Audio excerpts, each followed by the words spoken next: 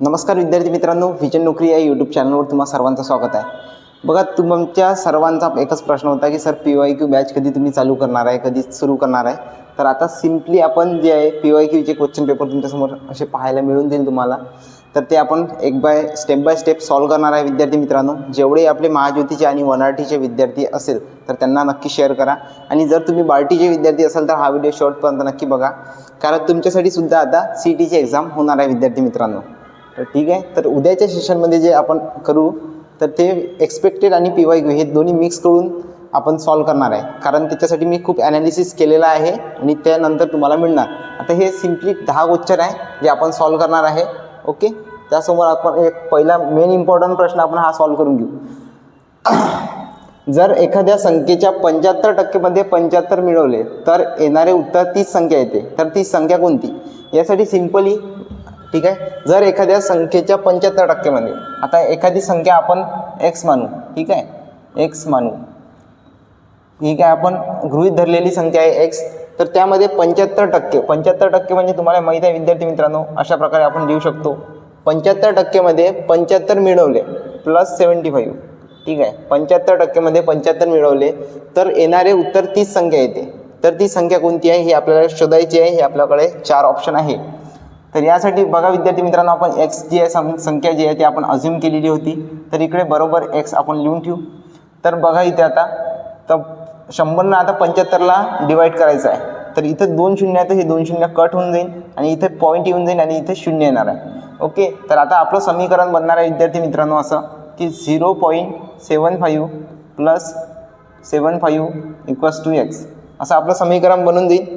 तर ठीक आहे, तर आता आपल्याला x ची किंमत काढायची आहे, त्यासाठी 75 प्लस 75 हे इकडे आणून घेऊ आपण।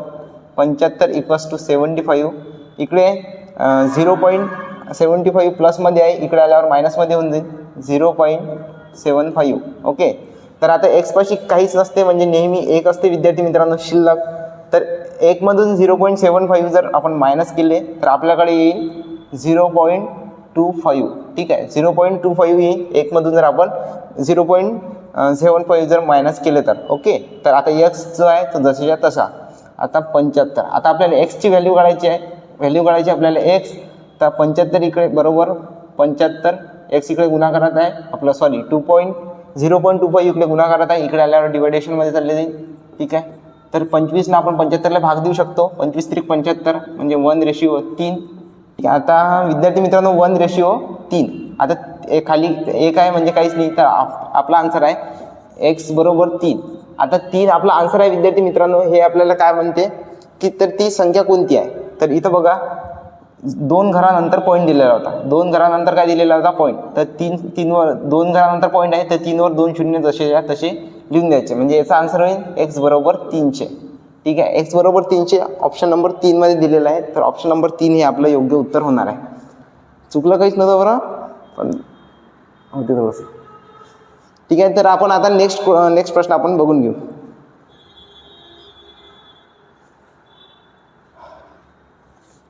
तर आता हे बॉडमास रूलचं गणित आहे विद्यार्थी मित्रांनो। जेवढे आपले TRTI पोलीस भरतीचे IBPSचे विद्यार्थी असेल, तर आता तुम्ही जर पोलीस भरती महाज्योतीचे विद्यार्थी असणार तर तुमच्यासाठी हा व्हिडिओ खूप इम्पॉर्टंट होणार आहे। हे गणित, अशा प्रकारचं गणित जे आहे ते तुमच्या अपकमिंग CETमध्ये तुम्हाला पाहायला मिळू शकते।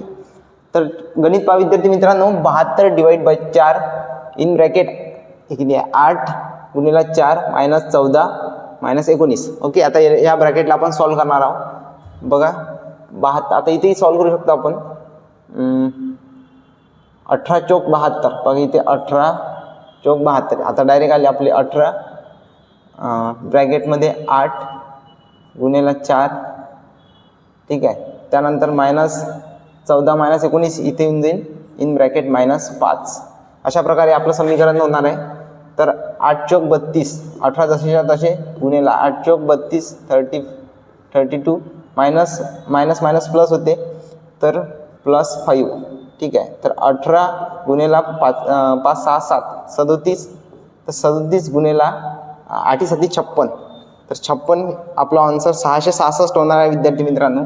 तर इथे बघू शकता 18नं जर 37ले डिवाइड केलं, सॉरी मल्टिप्लाय केलं, तर 18 सकम 126, ओके, 18 सकम 126 6 12 इकडे आपण हातची देऊन देऊ, तर 18 त्रिक 54, 54 आणि 12 66, 666. 666 जे आहे हे आपलं करेक्ट आन्सर होणार आहे, ऑप्शन नंबर डी. ठीक आहे, जमलं. ऑप्शन नंबर डी हे आपलं योग्य उत्तर होणार आहे. अशा प्रकारे क्वेश्चन तुम्ही सॉल्व्ह करू शकता. आता हे जे आहे विद्यार्थी मित्रांनो, हे तुम्ही डिजिटल सामनं सुद्धा सॉल्व्ह करू शकता, जे तुम्हाला कॅल्क्युलेशन करताना खूप इम्पॉर्टंट होणार आहे, इझी सुद्धा तुम्हाला जाणार आहे. आता याची माहिती मी तुम्हाला नेक्स्ट व्हिडिओमध्ये देऊन देईन. ओके, डिजिटल सम कशा प्रकारे सॉल्व्ह करायचं, जेवढं काही शॉर्ट ट्रिक्स ज्या मला माहिती आहेत ते तुम्हाला सांगणार आहे विद्यार्थी मित्रांनो. म्हणजे जेवढे आपले फ्रेशर विद्यार्थी आहेत ते योग्य प्रकारे अशा प्रकारचे गणित आले की ते 10-20 सेकंदात म्हणजे 10-15 सेकंदात ते सॉल्व्ह करू शकेल. ओके, आता आपण नेक्स्ट प्रश्न बघून घेऊ. हा पहिला आहे आपण अगोदरच, त्यानंतर थर्ड प्रश्न. तिसरा प्रश्न इथं पहा, 3000च्या रकमेवर 73 दिवसांसाठी 6.25% वार्षिक दराने मिळणारे सरळ व्याज किती आहे. ठीक आहे, तर आता हा सरळ व्याजाचा प्रश्न आहे. तर नेहमी तुम्हाला फॉर्म्युला आहे विद्यार्थी मित्रांनो सरळ व्याजासाठी, तो आहे P into rate into time. ठीक आहे, डिवाइड बाय 100. हा काय, हा सरळ व्याजाचा फॉर्म्युला आहे. आता ह्या फॉर्म्युल्यात सिम्पली आपल्याला किंमत टाकायचा आहे आणि सॉल्व्ह करायचा आहे. तर परंतु इथे पाहू शकता तुम्ही 73 दिवसांसाठी आहे आणि व्याज जे आहे ते वार्षिक विचारलेलं आहे. तर 73 दिवसाचे आपल्याला वर्षामध्ये कन्वर्ट करायचं आहे, तर ते आधी आपण करून घेऊ, त्यानंतर आपण किंमत जे आहे ते आपल्याला टाकून घेऊ. तर 73 दिवसांसाठी तर इथं बघू शकता 73 गुणिले वर्षाचे दिवस असतात 365. ठीक आहे, तर आता याचे पर्सेंटेजमध्ये आपल्याला काढायचं आहे. तर 3×5 = 15, तर 73 गुणिले 1:5. आता 1:5 हे जे आहे विद्यार्थी मित्रांनो, हे कोणत्याही 100%च्या किती असते, 0.2, म्हणजे 0.2.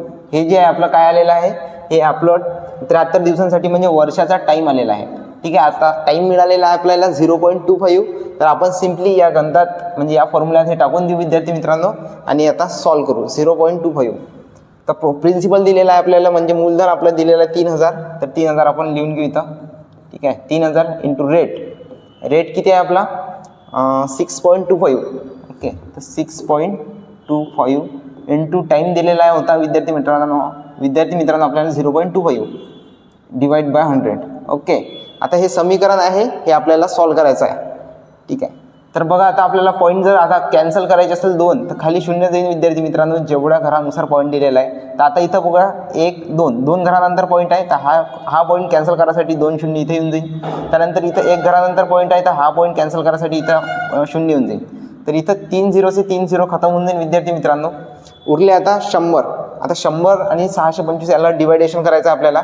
तर 25 चोक 100, 25 चोक 100 आणि 25चा स्क्वेअर 625 आहे. तर 25 गुणिले 25 625 होते.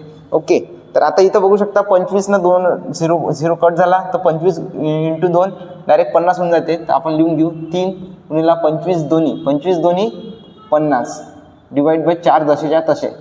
आता याचं आपल्याला समीकरण सॉल्व्ह करायचं आहे.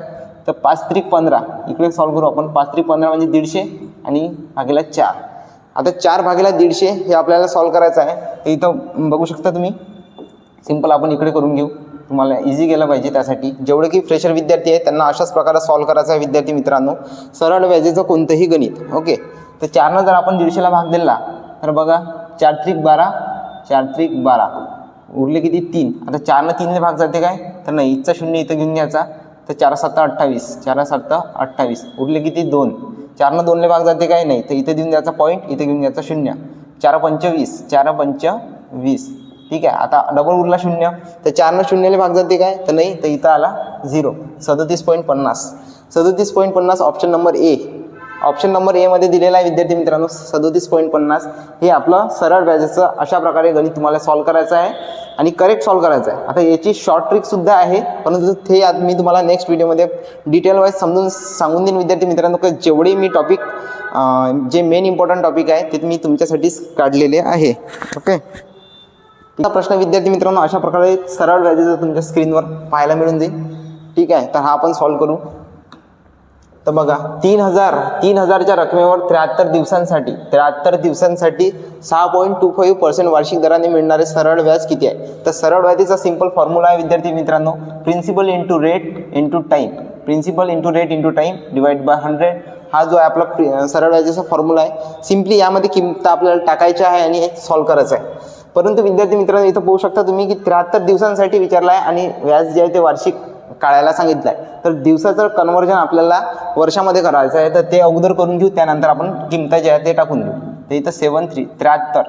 आता 73 दिवसासाठी आहेत, आपल्याला वर्षात कन्वर्ट करायचं आहे. तर वर्षाचे दिवस असते आपले 365. 365 आहे, तर 3 5 15 म्हणजे 1:5. 73 5 365 1:5. आता 100पैकी 1:5 म्हणजे किती होते, तर 0.25 होते. ओके, 0.25. आता 0.25 जे आहे हे आपल्याला सिम्पली टाईममध्ये जे आहे ते टाकायचे आहे विद्यार्थी मित्रांनो, आणि आपलं गणित जे आहे ते सॉल्व करायचं आहे.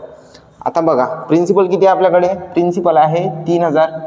ठीक आहे, 3000 इंटू रेट किती आहे, रेट आहे 6.25. 6.25 इंटू टाईम दिलेला आहे विद्यार्थी मित्रांनो 0.25 डिवाइड बाय 100. ठीक आहे, अशा प्रकारचं आपलं गणित आहे. तर आपल्याला पॉईंट कॅन्सल करायचा असेल, फॉर एक्झाम्पल आपल्याला पॉईंट कॅन्सल करायचा असेल तर काय येऊन जाईल, जेवढ्या घरानंतर पॉईंट आहे तेवढ्या घरानंतर खाली 0 येऊन जाईल. तर 2 घरानंतर आहे 2 0. आता इथून 1 घरानंतर आहे इथं 1 0. ठीक आहे, तर आता हे पॉईंट कटले. तर आता इथं बघा 3 0 3 0 से 3 0 आहे, इथून खतम होऊन जाईल. ठीक आहे, 3 0 से 3 0 जे आहे इथून खतम होऊन जाईल. आता उरले 100, इथं 125. आता 25 आणि 625 भाग जाते, तर बघा 25 चोक 100 आणि 25चा स्क्वेअरच 625 आहे. ओके, तर आता आपलं समीकरण होऊन जाईल 25 2ने जर डिवाइड केलं तर 50 येऊन जाईल. आता 3 गुणिले 25 दोन्ही 50. ठीक आहे, डिवाइड बाय 4. आता 5 त्रिक 15 म्हणजे किती होऊन जाईल, इथं मी सॉल्व करून दाखवतो. 150. 150 डिवाइड बाय 4. आता 150 डिवाइड बाय 4 जर करायचं असेल आपल्याला, बघा इथं करतो 150 डिवाइड बाय 4. 150 divide by 4. 4 त्रिक 12 उरले 3. 4 3ने भाग जात नाही म्हणून इथं 0 देऊन द्यायचा. 4 7 28. 4 7 28 उरले 2. 4 2ने भाग जाते काय नाही, इथं पॉईंट देऊन द्यायचा, इथं 0 घेऊन घ्यायचा. 4 5 20. 4 5 20 उरले किती 0. आता 4 डबल 0ले भाग नाही जात, तर इथं येऊन जाईल आपला 0 म्हणजे 37.50. 37.50 आहे आपलं ऑप्शन नंबर सी मध्ये. ठीक आहे, 37.50 जे आहे ते आपलं करेक्ट आन्सर होणार आहे. तर प्रत्येक सरळ व्याजीचं गणित तुम्ही अशा प्रकारे सॉल्व करू शकता. याची शॉर्ट ट्रिकसुद्धा आहे विद्यार्थी मित्रांनो, परंतु मी ते तुम्हाला नेक्स्ट व्हिडिओमध्ये सांगणार आहे. खूप इम्पॉर्टंट टॉपिक होणार आहे विद्यार्थी मित्रांनो आपल्या पुढच्या व्हिडिओमध्ये. जर तुम्हाला हे लेक्चर जर आवडलं तरच मी पुढचं लेक्चर घेईन. ठीक आहे, तर तुम्ही कमेंट बॉक्समध्ये मला नक्की सांगा. त्यानंतर आपण नेक्स्ट प्रश्न आपण जाणून घेऊ विद्यार्थी मित्रांनो. बघा, ए हा 10 दिवसात एक काम पूर्ण करू शकतो. ओके, ए जो आहे हा 10 दिवसात एक काम पूर्ण करू शकतो. बी हा एपेक्षा 25%ने अधिक आहे म्हणते. पर्सेंटेजमध्ये विचारलेलं आहे की बी हा एपेक्षा 25%ने अधिक कार्यक्षम आहे. तर बीला तेच काम पूर्ण करण्यासाठी किती दिवस लागतील. तर याचा आन्सर आपण काढून घेऊ विद्यार्थी मित्रांनो. हे सिम्पलच आहे. ए हा 10 दिवसात एक काम पूर्ण करू शकतो. ठीक आहे, आणि बी हा एपेक्षा 25%ने अधिक. फॉर एक्झाम्पल ए बरोबर आपण 100 ॲझ्युम करू. ठीक आहे, आणि बी जो आहे म्हणते हा बी हा एपेक्षा 25% अधिक कार्यक्षम आहे. म्हणजे ए जर 100% असेल तर बी किती असायला पाहिजे, बी 125 असायला पाहिजे. ओके, त्यानंतर तर बीला तेच काम करण्यासाठी किती दिवस लागतील.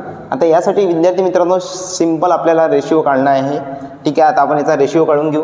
तर बघा 25 चोक 100. ठीक आहे, त्यानंतर 25 5 125. ठीक आहे, 4 5 आपला रेशिओ आला आहे विद्यार्थी मित्रांनो. तर आता आपल्याला तेच काम पूर्ण करण्यासाठी किती दिवस लागतील बीला. तर याची सिम्पल आपल्याला काय करायचं आहे, इंटू करून घ्यायचं आहे ए सोबत. म्हणजे 4 जे आहे तो एसाठी आहे, तर 4 10 40. ठीक आहे, आता आपल्याला बीचे कालावधी काढायचा आहे. तर बीचे गुणोत्तर किती आहे 5. तर 40 इंटू 5 40 डिवायडेड बाय 5 करून टाकायचे. ठीक आहे, 40 डिवायडेड बाय 5. 5 8 40 होते, म्हणजे 8 दिवस आपल्याला जे आहे ते बीला लागणार आहे. कोणाला लागणार आहे, बीला. तेच काम पूर्ण करण्यासाठी बीला 8 दिवस लागणार आहे. ऑप्शन नंबर ए आपलं बरोबर उत्तर होईल. ओके, त्यानंतर नेक्स्ट प्रश्न आपण जाणून घेऊ की 6 संख्येची सरासरी 16 आहे. जर एक संख्या वगळली तर सरासरी 17 होते. तर त्यातून वगळलेली संख्या आपल्याला शोधायची आहे. ओके, तर हे सुद्धा आपण सॉल्व करून घेऊ. सोपंच उदाहरण आहे. 6 संख्येची सरासरीवर तुम्हाला गणित येऊ शकते विद्यार्थी मित्रांनो. जेवढे की पोलीस भरतीचे SSCचे विद्यार्थी आहे लक्ष देऊन ऐका. 6 संख्येची सरासरी 16 आहे. तर 16 आहे म्हणते कितीची, 6 संख्येची सरासरी. तर 6 6 36 म्हणजे 96. 16 कम 96. त्यानंतर एक संख्या वगळली. एक संख्या काय केली म्हणते, कमी केली म्हणते. म्हणजे इथं आपण सरासरी 17 होते, तर 17 एक संख्या कमी केली म्हणजे 5, 7 5 35 म्हणजे 17 5 85, ठीक आहे 85 होते. तर त्यातून वगळलेली संख्या शोधायची आहे. सिंपल आपल्याला काय करायचं, इथून सबस्ट्रॅक्शन करायचं आहे म्हणजे वजाबाकी करायची आहे. 96 मधून 85 गेले, आन्सर आला आपला 11. तर 11 option number B is our right answer. ठीक आहे, सिंपल गणित होतं. अशाच प्रकारचे गणित आता हे बघा TRT या पोलीस भरतीमध्ये विचारलेलं एक्झाम्पल आहे विद्यार्थी मित्रांनो. तुमच्या महाज्योतीच्या किंवा ONRTच्या CET मध्ये तुम्हाला अशा प्रकारचे गणित पाहायला मिळणार आहे. त्यानंतर नेक्स्ट प्रश्न हा इंग्लिशचा आहे. जेवढे आपले IBPSचे विद्यार्थी असतील ते लक्ष देऊ नका. In the following question each sentence consist of the word or a phrases in bold in the given sentence in follow by 4 words or phrases. Choose the word nearest to the opposite. आपल्याला opposite word इथे विचारलेला आहे. ठीक आहे, opposite meaning to the word in the bold सेगमेंटमध्ये. आता bold सेगमेंटमध्ये आपल्याला काय दिलेलं आहे इथं, अबॅन्डन. ठीक आहे, अबॅन्डन दिलेलं आहे. तर आता अबॅन्डनचा अर्थ काय होतो विद्यार्थी मित्रांनो, सोडून देणे. काय होतो, सोडून देणे, सोडून देणे किंवा त्याग करणे. ठीक आहे, सोडून देणे होते. तर याचं करेक्ट आन्सर जे होईल विद्यार्थी मित्रांनो ऑपोजिटमध्ये ते होईल कीप. ऑप्शन नंबर बी. बघा, लाईक म्हणजे काय होते तुम्हाला सर्वांना माहीत आहे, आवडणे. ठीक आहे, त्यानंतर कीप म्हणजे काय होते, आता अबॅन्डन म्हणजे याचा अर्थ होतो सोडून देणे, तर कीप म्हणजे याचा ऑपोजिट होईल. कीप म्हणजे काय होते, ठेवणे होते. कीप म्हणजे याचा अर्थ होते ठेवणे किंवा एखाद्या परिस्थितीत चालू ठेवणे, एखादी परिस्थिती चालू ठेवणे. ठीक आहे, चालू ठेवणे हे याचं कीप जे आहे हे एकदम सुटेबल आन्सर होईल. हेल्प म्हणजे सुद्धा मदत करणे. बघा इथं मदत करणे. त्यानंतर रिजेक्ट म्हणजे काय होते, नामंजूर करणे, नामंजूर करणे. ठीक आहे, त्यासाठी आपल्याला सगळ्यात सुटेबल जे आन्सर आहे ते आहे कीप. हे आपलं अपोजिट वर्ड आहे. अशा प्रकारे अपोजिट वर्ड तुम्हाला येणार आहे विद्यार्थी मित्रांनो IBPSच्या CETमध्ये. आणि हे जे आहे अबॅन्डन हे मोस्ट ऑफ रिपीटेड होत राहतं, म्हणजे तुमच्या जे ॲक्च्युअल एक्झाम आहेत तिथे येत राहतो आणि CETमध्ये सुद्धा येऊ शकते तुम्हाला. तर त्यासाठी अशा प्रकारे अपोजिट वर्ड तुम्ही करून जाजा. ठीक आहे, in the following question, next प्रश्न आपला इन द फॉलोइंग क्वेश्चन हा सुद्धा इथं बघा अपोजिट वर्डचाच क्वेश्चन आहे. जेवढे काही IBPSचे, आता बार्टी IBPSचे आहे. तुम्ही जर महाज्योती आणि ONRT किंवा अपकमिंग बार्टीचे विद्यार्थी असेल, कारण आता तुमची या महिन्याच्या एंडिंगला किंवा या महिन्याच्या मिडमध्ये फॉर्म फिलअप करण्याची प्रोसेस सुरू होऊ शकते विद्यार्थी मित्रांनो बार्टीच्या विद्यार्थ्यांसाठी. तर तुम्ही हा व्हिडिओ शेवटपर्यंत नक्की बघा आणि अशा प्रकारचे एक्झाम्पल तुम्ही सॉल्व करा विद्यार्थी मित्रांनो माझ्यासोबत. म्हणजे मी जसं तुम्हाला सांगेल तशानुसार तुम्ही फॉलो करजा. ठीक आहे, आता इथं अपोजिट वर्ड विचारलेला आहे. तर ही puts on air and claim himself to omniscient. Omniscient म्हणजे काय होते विद्यार्थी मित्रांनो, याचं जे अपोजिट वर्ड आपल्याला विचारलेलं आहे ते आहे बघा अनक्वालिफाईड, बॅकवर्ड, अनएज्युकेटेड, इग्नोरंट. ओमनिशियंट म्हणजे होतो सर्वज्ञानी. काय होतो, सर्वज्ञानी किंवा सर्वज्ञ किंवा सर्वज्ञानी, सर्वज्ञ किंवा सर्वज्ञानी होतो, याचा अर्थ ओमनिशियंट. आता याचं बघा इग्नोरंट म्हणजे याचा आन्सर होते, इग्नोरंट म्हणजे होते अज्ञानी. ठीक आहे, इग्नोरंट म्हणजे अज्ञानी. आणि अनक्वालिफाईड म्हणजे पात्र नसलेला. ओके, त्यानंतर बॅकवर्ड म्हणजे होते मागास. ठीक आहे, बॅकवर्ड म्हणजे मागास. त्यानंतर अनएज्युकेटेड म्हणजे अशिक्षित. ठीक आहे, अशिक्षित. तर याचा आपल्याला एकदम परफेक्ट आन्सर्स बघा सर्वज्ञ, सर्वज्ञानी, अज्ञानी म्हणजे इग्नोरंटच. ऑप्शन नंबर ए आपलं करेक्ट आन्सर होईल, इग्नोरंट. 7. आता आपले नेक्स्ट प्रश्न आपण बघून घेऊ. 8वा प्रश्न. एक मुलगा त्याच्या आईशी एका मुलीची ओळख देतो. जेव्हाही, आता हे ब्लड रिलेशनचा क्वेश्चन आहे बार्टी IBPSचा, जेव्हाही अशा प्रकारचे क्वेश्चन तुम्हाला आले तर काय करायचं, जो मेन करता आहे त्याला स्वतःला अज्युम करायचा की मी आहे बा तो. तर एक मुलगा त्याच्या आईशी एका मुलीची ओळख करून देतो. फॉर एक्झाम्पल आता इथं पकडतो मी एक मुलगा त्याच्या आईशी एका मुलीची ओळख करून देतो. मी इथं झाली आई. ठीक आहे, एका मुलीशी ओळख करून देतो. त्याचं नाव ठेवतं आपण इथं लिहून देऊ, वैदेही किंवा काही लिहू शकता तुमच्या मतानं. आणि म्हणतो की माझ्या आजोबाच्या एकुलत्या एक सुनीच्या पतीची, माझे आजोबा. ठीक आहे, माझे आजोबा त्याची एकुलती एक सून कोण आहे, माझी आईच आहे. त्यांचे पती म्हणजे आईचा पती कोण झाले, बाबा. ठीक आहे, आईचे हस्बंड कोण झाले, माझे बाबा झाले. सुनेच्या पतीच्या मुलाची बहीण आहे, याचा मुलगा कोण आहे, मी. आता माई कोण आहे म्हणते, बहीण आहे म्हणते. ठीक आहे, बहीण आहे. मग मुलाचे मुलाच्या वडिलाशी काय, मुलीचे मुलाच्या वडिलाशी काय संबंध आहे, म्हणजे मुलीचे मुलाच्या वडिलाशी काय संबंध आहे, हे दोघं बहीण भाऊ झाले, हे बाबा होणार. बाबाची पोरगी काय होईल, पोरगी होईल, मुलगी. तर ऑप्शन नंबर 4 हे आपलं करेक्ट उत्तर होणार आहे. अशा प्रकारचे ब्लड रिलेशनचे क्वेश्चन तुम्हाला आले की नेहमी स्वतःला अज्युम करायचं आणि त्यानंतर क्वेश्चन तुम्ही सॉल्व्ह करू शकता. अशाच प्रकारचे सिंपल आता हे बघा, बार्टी IBPSमध्ये विचारलेला प्रश्न होता. आता तुम्हाला महाज्योती आणि वराडीच्या CETमध्ये पाहायला मिळू शकते. त्यानंतर नेक्स्ट प्रश्न, 9वा प्रश्न आपण जाणून घेऊ. What will come in place of question mark. आता रिकाम्या जागा आपल्याला भरायचे आहे. बघा, हा बॉडमॉस रूलचा प्रश्न आहे. बॉडमॉस रूल म्हणजे आपलं कंस भागुबेव. याचं जे याचे शॉर्ट ट्रिक्स असतात विद्यार्थी मित्रांनो खूप साऱ्या, ते तुम्हाला मी नेक्स्ट कधीतरी सांगणार आहे. ठीक आहे, आता हे सिंपल आपल्याला गणित सॉल्व्ह करायचं आहे. तर यासाठी नेहमी काय करायचं, पहिले कंस सॉल्व्ह करायचा, जर कंस असेल तर त्यानंतर डिव्हिजन, मल्टिप्लिकेशन आणि त्यानंतर सबस्ट्रॅक्शन प्लस ॲडिशन, अशा प्रकारे सॉल्व्ह करायचं, आपला आन्सर येऊन जाईल. आता इथं बघा, सगळ्यात अगोदर आपल्याला डिव्हिजन सॉल्व्ह करायचं आहे.